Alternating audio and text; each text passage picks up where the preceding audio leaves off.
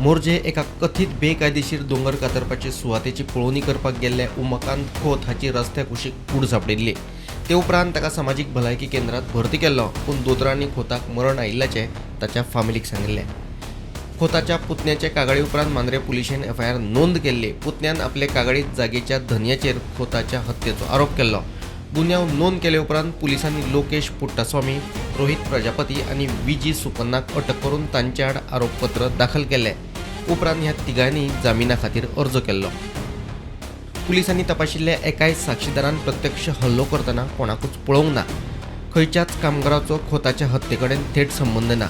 एका कामगारान जाल्यार खोताची कूड पळोवन ताचे फामिलीक कळितूय केल्ले। तशेंच खोताचे चलयेक आपले स्कुटरी वयल्यान घडणूक सुवातेर घेवन आयिल्लो।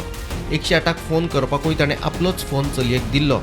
ज्या जागे खातीर वाद आशिल्लो ते जमनीत खोताची कूड म्हणून नोंदूय नाशिल्ली। तशेंच ते जमनीर बांदकाम करपाक भलायकी खातें आनी पंचायतीचे परवाने आशिल्ले। काळजाच्या आताकान खोताक मरण आयिल्ल्याचो पोस्टमॉर्टमांत उल्लेख। Bureau report prudent.